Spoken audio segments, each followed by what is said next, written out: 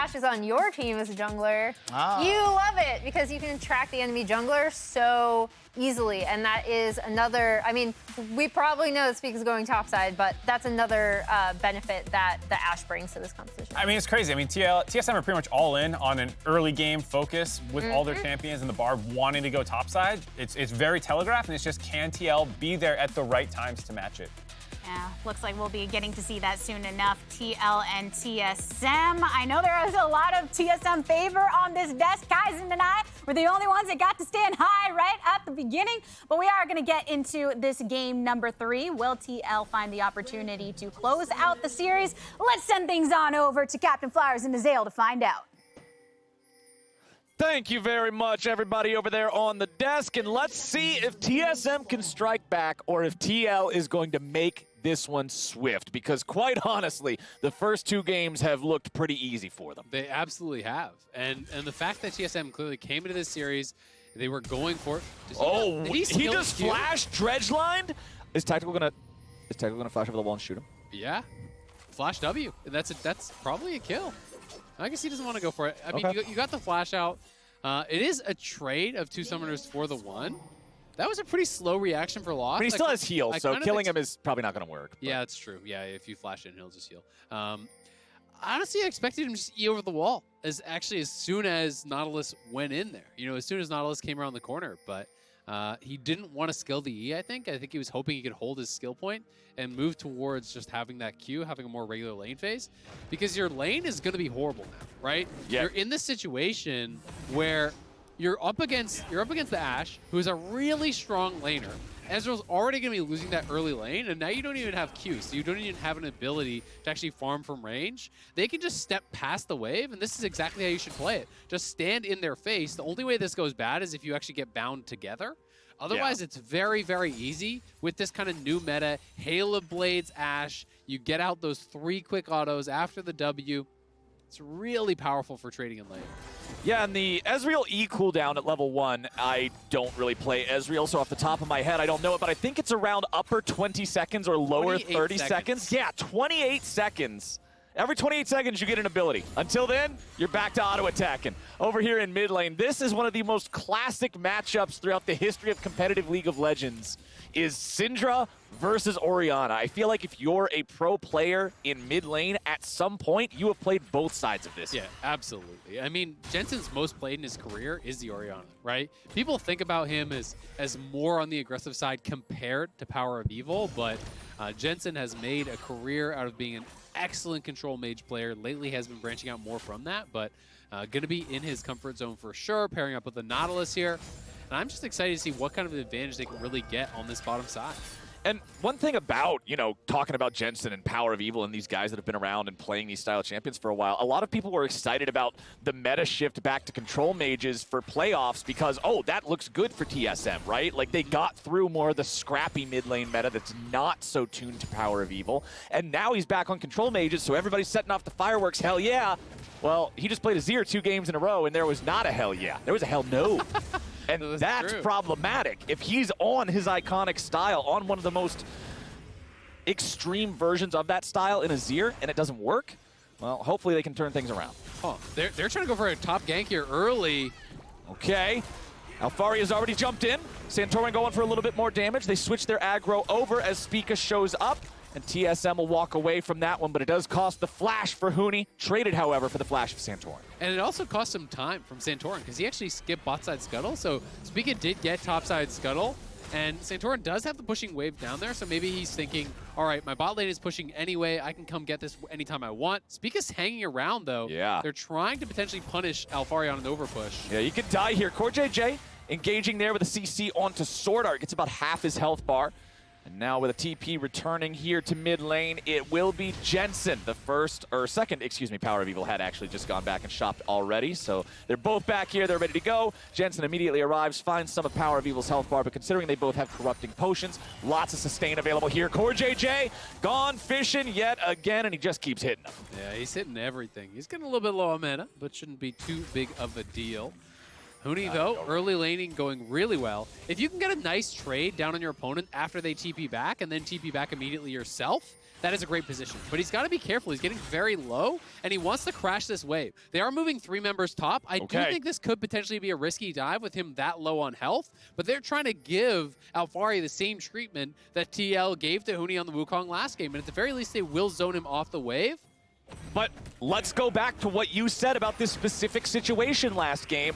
Wukong can't function in a team fight or in a later game situation the same way that Gnar can because he doesn't have that transformation. He doesn't have the range.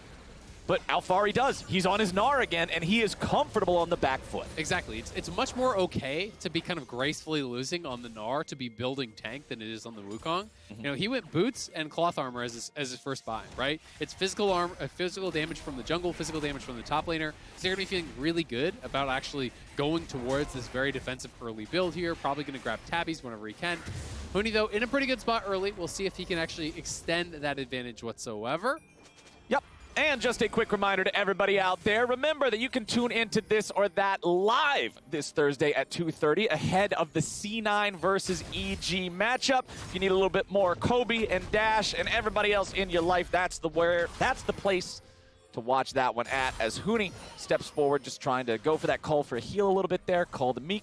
And Alphari can hop, skip, and jump right on back away. So again, critically, because Huni was covered on the push, he didn't actually have to use his TP. So he is trying to hold the wave, and Alphari is just going to base, because Alphari doesn't know where jungler is, but he is mid. CoreJJ could be in a bad spot. Aftershock keeps him healthy enough. Scout of the Week will not find a target. Power of Evil and Speaking now looking to disengage. Shockwave will not find Power of Evil, but it will tax his flash. Yeah, so it is a trade back and forth there in that mid lane. Summoner off Power of Evil is nice, but Alphari did lose a full wave at the very least on that top side because he had to base with the wave pushing away from him. And this is because we hadn't seen Speak of mid lane yet. He didn't know where the jungler was, so he didn't want to just walk up and die. Yeah. And this is the cost of playing that defensive style. But remember, he got way down in game 1. He never died. He was still relevant. But TSM deserved credit for creating an advantage here after what was a really rough game 2 for Huni and for TSM in general. They are up 20 CS topside. Huni will have a pushing wave now that, again, he's going to look to reset to base, and we'll see if they can get anything done bot side maybe with that TP. And we still have no objectives taken here 7 minutes in. The Drakes have been a little bit slow so far in this series. For the crash. No focus on that one yet. The crash is coming. Is Alphari ready? He nearly has the Gnar bar maxed out, so just about to transform as Santorin makes his way up into the top side now. Having seen Santorin here, do they want to continue pressing forward with this? No. Everybody's going to dip. CoreJJ is also there. That would have been disaster. It's so reminiscent of game number 1. You know, they are creating an advantage topside, but when it comes to hammering it home, when it comes to getting the kill on this top laner who has no TP, to taking the tower plates, to really making it so that Alphari has no way to come back, TL is always there to defend. They're always there to cover. They actually moved 4 members potentially top. I mean, Jensen went about halfway, then saw that wasn't going to happen, so he went back mid. But they are always moving members to cover. They understand their opponent's win conditions. They understand what TSM is trying to do.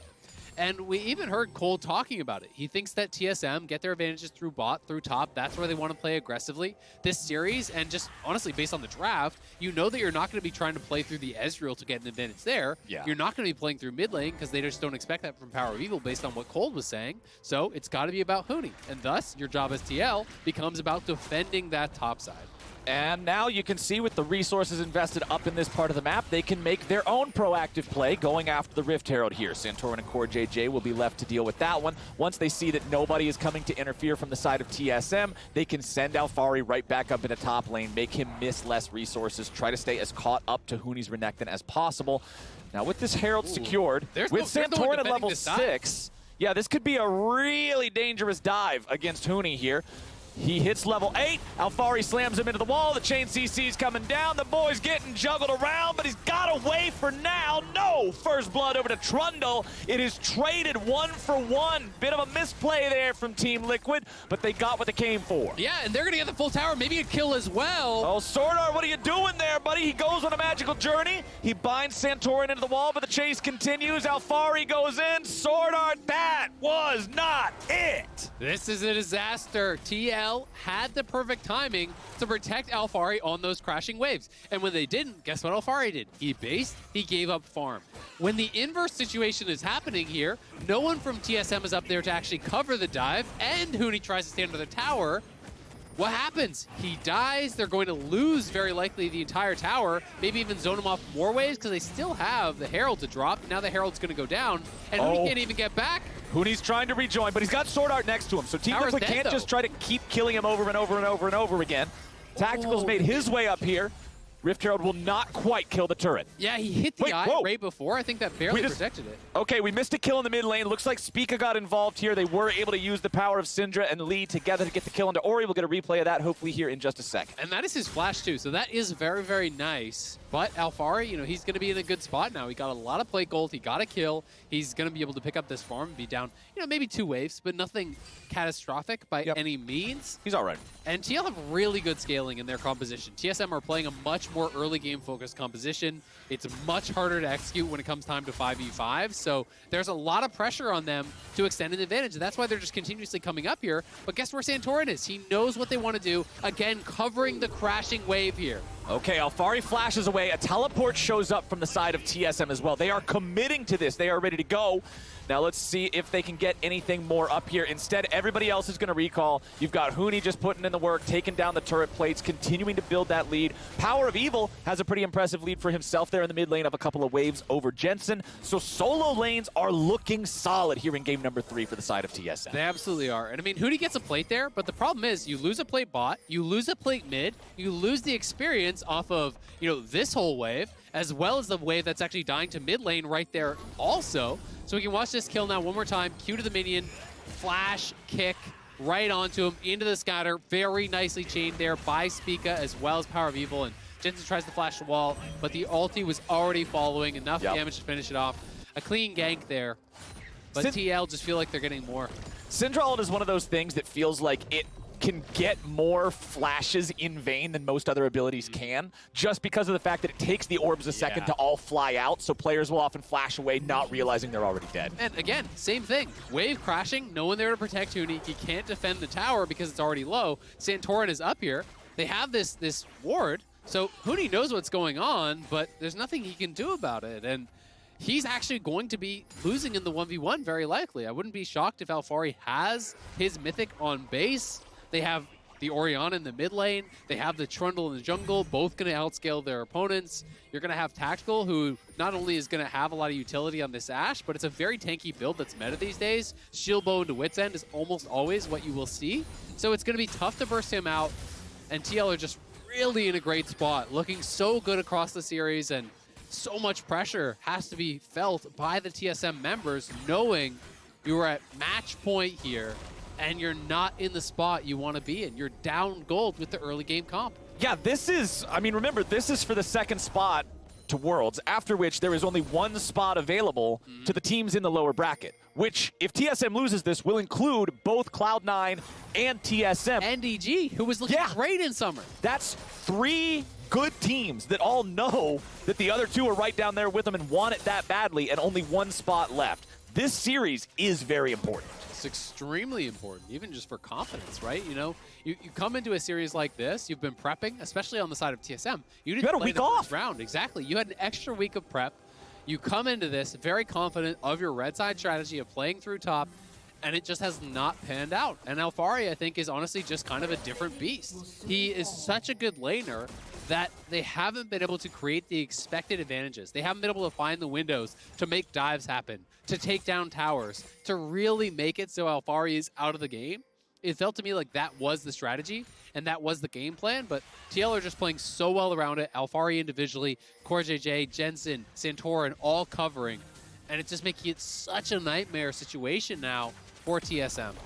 Well, for TSM, they will be putting plenty of damage into this bottom side turret. The plating finally falls. There's a little bit of HP left on this thing, but honestly, with turret plating gone now, FTX gold difference only just about 450 here between our teams, tells me that this early game, despite the fact that they might not have got everything that they wanted, TSM has been keeping it close. Yeah, they've absolutely been keeping it close. And the lead comes from composition, right? The lead comes from where you're expecting to kind of have a significant advantage at this point because they invested in the early game. They want to be ahead. They're looking for a pick now. Okay, Spica goes in after Core JJ. Goes in for the kick now after the Aftershock has already been procced and the enemy support is down. Nicely done from TSM. True Shot Barrage flies out, only finds Alfari. And with that pick, with this 4v5 game state now, that is TSM earning a dragon for themselves. TL says, we don't want nothing to do with it. We'll just trade you for the tier 1 turret. Yeah, they are going to lose this tier 1. And they're also losing mid control. Spica is going to be starting up this dragon. We'll see if TL want to go over to it or if they're just going to take the top side jungle. A kill, you give over the dragon, but you get mid lane tier 1, you take the blue buff, and they're going up to Herald as well. So honestly, again, TL getting an okay trade here. Based on the situation, but TSM trying to get more. They're going to take a tower themselves. And it was a good punish on Core JJ, not having his flash. That is a track timer. Spica knows that it's down, so he went for the hook, or rather went for that kick, and does find a kill for his team. Okay, so TSM now with the Drake stack, 2 of them in their pockets so far, and it will be an Ocean Soul this game. So very powerful potential tool later on. Yeah. If they can secure those next 2, that will be a major point of contention in the next 5 to 10 minutes. And now we've still got ourselves a super close game. Team Liquid again having another bullet in the chamber with that Rift Herald could be another explosion of gold with proper use. Yep. They're very likely going to look at that bottom lane outer. That's the last outer tower here remaining. Just try to continue injecting gold into this team that is going to scale really, really well here. Lost doing fine for themselves, just kind of dead even farming between these 2 marksmen, so it's going to be about execution. Yeah, but Tactical does have that Ash Arrow, which I haven't seen used yet this game, and that is going to be a pretty powerful engage tool that you can set up for it with the Trundle Pillar. You can follow up very easily with the Nautilus, and they're trying to look for a pick here. Spica is behind Alfari. They want to get this kill. Alfari jumping away, heading back towards his own jungler. There's your enchanted crystal arrow! Huni stays alive, though, and now they're turning their attention over onto Spica. He gets away and tries to disengage. Jensen doesn't find the damage. He doesn't aim the skill shot right, and that means it's disaster. Team Liquid are being torn apart, and TSM are the ones doing the tearing. TSM come alive! They get the kills in the bot lane there. TL wasn't able to finish off Huni, and then they land the arrow. Jensen flashes in, seeing blood in the water, seeing his opportunity to seal this series. But these early game champs, the plays are executed on. TSM turns it around and buys themselves some life in this series. 2-0-3 versus 0-3-1 here in the mid lane. Let's take another look at the replay. It was Huni starting things off. Now, I want to track, the initial play was actually really nice because Spica's trying to come around from the top. They spot him, so they run up into the river. But I'm kind of confused as to why Alfari didn't commit in to try to finish off Huni here. He doesn't want to move into auto attack range. I'm not sure if he was worried about the Call the Meek, the Q heal or something, but as a result, Huni does live. His cooldowns come back up. Kick flash from Spica, sidesteps Jensen's play, and then Huni, who was in the brush there, comes out. The spells are back up. Stun onto Jensen. Gore Drinker plus Empowered Q on multiple members. Heals right back up. Knocks him down. And that is the kind of confidence booster that TSM need. That is the kind of play that they really needed here. TSM waking up a little bit here in game number 3. You love to see it. In your veins. Let's do it. TSM got to keep that going, though. Still just a 1,000 gold lead here in this game. Very important timer in the top left of your screen right now. 2 minutes until the Ocean Drake. Now, remember, this would be soul point for TSM, and soul point on an Ocean map is so much pressure for every dragon thereafter. Absolutely. I mean, anytime you are playing some of these resilient frontliners, things like the Renekton, things like the Lee Sin, you're going to be going to Sterek second very likely. If you get the Ocean Soul on top of that, it becomes very difficult to actually knock these champions down. Poke gets shrugged off very easily from the Ashe, from the Orianna. So it is a win condition here from TSM, and that Ocean Soul can do a lot of work to erase the scaling advantage that TL does have with their composition. And when I'm looking at TSM, both of the frontliners of this squad, Gore Drinker bruisers, but on the side of Team Liquid, there is no active Grievous Wounds application. Yes, there is a Thorn Mail, but you have to be auto-attacking that champion specifically. So that means there's a lot of potential to bait in and out-heal for the side. Oh, wait, never mind. Nope. Not quite enough. The thumbs up to let him know it was a good try. Huni doesn't have TP just yet. It will be up soon. I'm curious to see if he's not going to base. I would expect them to try to go for this next dragon here. You know, they're playing the early game comp, but it's 40 seconds. They have no wards whatsoever in their bot side jungle. There's nothing here from TSM. Awfully With Huni empty. still on the top side, it feels like they may be giving this up, unless it's going to be the TP from Huni. But right now, he's just kind of lying in wait up in that top side jungle and does take the red buff. Nobody from either side is around this dragon placing down early vision. There's no, generally, you know, there's always the conversation about you shouldn't be going to the objective when it spawns. You should be there 60 seconds ahead of time to fight for vision, to play for positioning, all this yada yada blah blah. Nobody's doing any of that. The clock says 6 seconds and there's not a soul around. TSM finally heading into the bottom side river. Yes, there is scuttle crab vision for TL, but nothing more. So TL just decide, hey, okay, we want to play for late. We're going to give up this third dragon. We're going to fight it the fourth, buy some more time to complete additional items. You know, allow the Orianna to get a second item in there. Allow Trundle and Gnar to complete a second item. Tactical to potentially have that wit's end that he is going to be going for as expected. So it is this very durable build. Going to be difficult to burst down the Ashe unless you have an overwhelming amount of damage on top of them. And those trade for a little bit on this top side, but won't be able to make good on that blue steel. It's a lot of vision up on the top side, though, and I don't think TSM realistically have to be worried about a Baron at this point. You know, TL have all these wards in this area, and they will actually get the True Shot Barrage out to check, but with Tactical showing mid, it's 20 minutes in. That Baron would die so slow. So TSM there's no real worry about it, right? Like, okay, Trundle will hit it, Orianna will throw a couple spells, but it's not like you're looking at a Cassiopeia and a Kaisa burning the thing down at 20. Like, it's not not that big of a deal. But okay, Alphari continues farming up in the side lane here. You can see him working towards that Stair Axe. It's already completed for Huni. It's being worked on by Spica now as well. And Team Liquid still a little bit behind here, still having the pressure of that Ocean Soul on them here in about 4 minutes. Jensen not having the greatest game here. 3 deaths so far. Might just be the 4th. Spica goes in, grabs a lot of damage. Sword Art tries to go for the flash, but Jensen flashes away. His shockwaves have not been great this game. No, they have not. And he's kind of known for not even needing the setup, for being so on point with it. So not able to connect there, but a lot of move speed on Sword Art. He has the Swifties, and they're going to turn to Baron here. They still have Sword Art's ultimate to try to turn and potentially deny a steal here from Santorin, because Santorin has his flash and he has vision. So I think the TSM have got to turn for the fight. I don't think you want to commit to this. There is no ulti available on Jensen, but he's already stuck. They fire out the Enchanted Crystal Arrow, and they're looking to find more. TSM's already got 1 kill. Team Liquid running away. Alphari nearly charged up with the Gnar bar. Scatter the Weak won't hit a target. TSM, though, they're hurt enough that they're not back onto the Baron. So Team Liquid will trade their mid laner to stop that take. They do get a kill. They continue putting on the pressure here. The turn was good. A little bit of anti-synergy was concerning with the Bard overlapping the Renekton stun. I thought things could have gone bad, but because Jensen had no shockwave, it didn't end up mattering whatsoever. And Jensen having a rough one. 0-4-1 has died a lot. His aggressive plays have been punished. And TSM are staying alive here in this series. They need to win this one.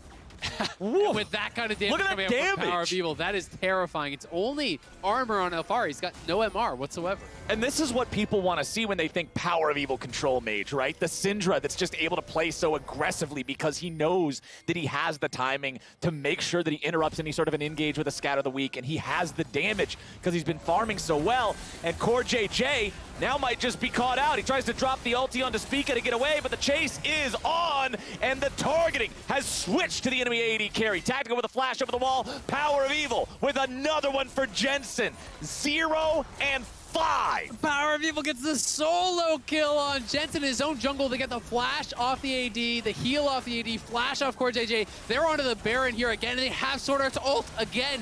There is no Jensen, period. Ult or not, it doesn't matter. Team Liquid trying to stand and do something about this. Core JJ is nowhere nearby. If Team Liquid wants to go in for this, it is an absolute YOLO. Alphari's nearly ready to transform. He jumps over the wall. He's ready to go in. He uses the ulti on no one, on nothing. It does not work. Team Liquid are Wait, trying Santorin's to in the stop pit. it. Santorin's into the pit, but it's secured by Spica. Core JJ tries to run, but the True Shot Barrage will help chase him down. Double kill over to Hooney, and TSM are putting Team Liquid in the dirt. You can hear the chants kicking up now, Flowers. Thousands of fans at home. TSM, TSM. I never thought I would say this, but I miss hearing that in person, man. TSM chants. It was a meme for so long. They get cheered at every game. TSM ain't even playing. But I miss hearing that right now because TSM have just surged in this third game. And this is what we wanted to see. We wanted to see the back and forth series. Both teams playing at their best, and TL has been running over them thus far.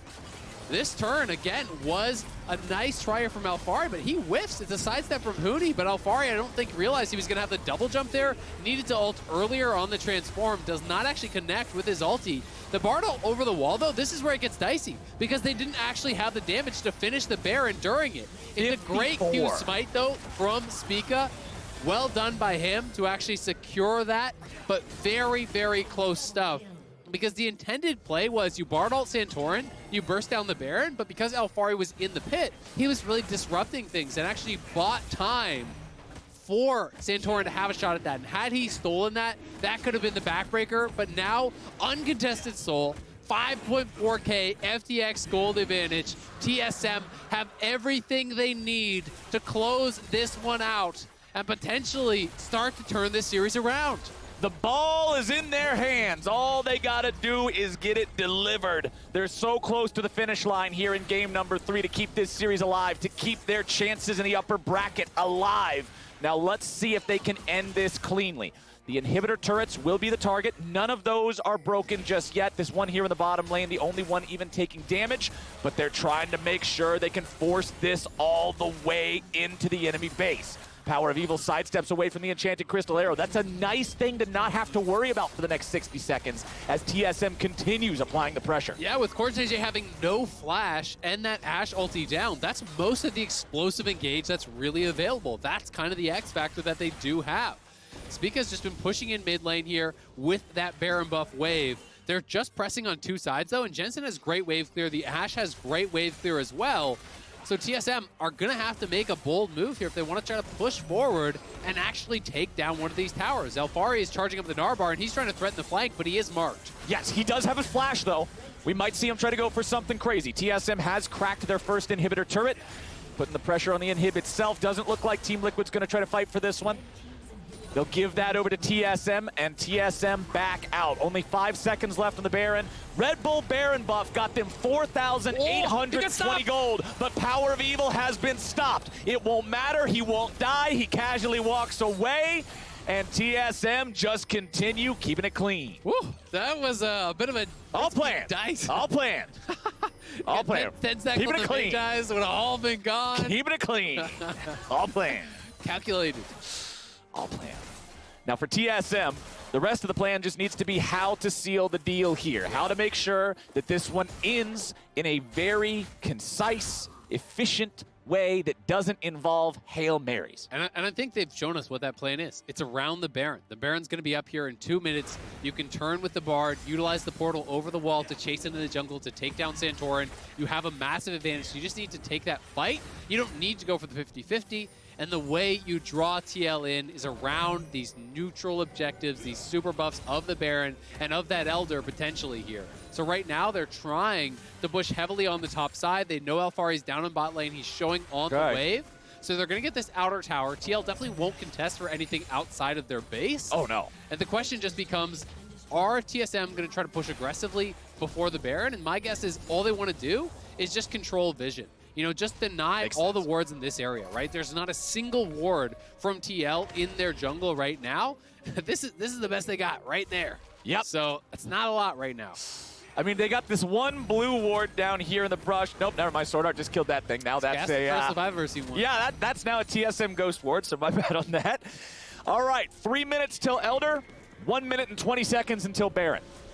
Now, if you're Team Liquid, what in the hell is the decision you make on this one? Well, I mean, it's going to be about delaying the game as much as you possibly can. Build up some healing debuffs. Try to prepare for the later stages where maybe the lead doesn't mean as much. Look for things like a Baron Steel. Look for things like an Elder Steel. Barring that, you just give up everything. You keep forming waves, and you try to slowly make your way into the jungle. Create pockets of vision here and here where you can actually check in to the Baron Pit. Because if you can't get access to this area to at least get an idea if they're starting it or not, then you don't have a snowball's chance in hell at really being able to contest the Baron itself. So, you know, TL have got to push out waves, try to slowly move forward, use tools like the Hawkshot, like the triple blue trinkets that they have to find an opportunity for a hero play. Because let's be honest, when you're down 8K plus the Ocean Soul, it's a really long shot to win this game. Yeah, right. We're not talking about a game where it's very easy for Team Liquid to find that opportunity, that hole in the armor, and punch through. Looking for the 5% chance. Yeah, it's not looking good, and TSM would need to commit a pretty egregious error, I think, for Team Liquid to really come back into this game. And Team Liquid, well, TSM, I should say, is playing much better in this third game. The first two games, it seemed like Team Liquid was just playing better, planning better, fighting better, but TSM has struck back, and it's a lot of fun to see that competitiveness of this series that everybody wanted come to life here in the third game. And it's also seeing that the control mages, that these kind of like hyper-scaling mid laners are not really working out, right? 2 games of Azir doesn't work out for TSM, and now Jensen is on the Orianna, and it's not really working out for TL. It's been the champions that have this early power that have been able to be more proactive, have been able to make a bigger difference here. And they're 2-manning the Baron right now. It's this 3-man TSM squad. They're trying to keep TL away. But TL, I think, have an idea that this is going on, and we'll have to see, does TSM fully commit to the Baron, or do they look for the turn now? Okay, they're aware that the Baron is at about 6,000 HP. Team Liquid's trying to go. Core JJ setting it up here, but he is going to be hit by the Bard ulti right in the front line. Speaker going to be your target next, but he goes into the stasis, able to stay alive. Santorin with the flash over the wall, looking to chase, trying to find the damage on the power of evil, but the Ocean Soul is way too much. Speaker's going to be shut down. Santorin stays alive. It is a 1-4-0. Team Liquid has managed to win themselves a team fight, but the minions are destroying the base. Now it's up to Team Liquid to try to retreat. TSM want to stop them, but it's Team Liquid who now poses another threat. Huni's going to lose the Guardian Angel as Lost can't find the damage under the low health bars. Huni continues running away. He's stuck in the Wraith Pit, and he dies there. It is still a 2-0. True Shot Barrage finds the first for TSM. Tactical will be number 2. Sword Art taking the kill credit on that one as now they keep the chase alive. Lost wants even more, and Power of Evil's ready to cut him off. Santorin and Jensen both looking for the way out, but PoE is ready to go. He slams the orb down on Jensen and buries him underneath it. TSM, I lost my words!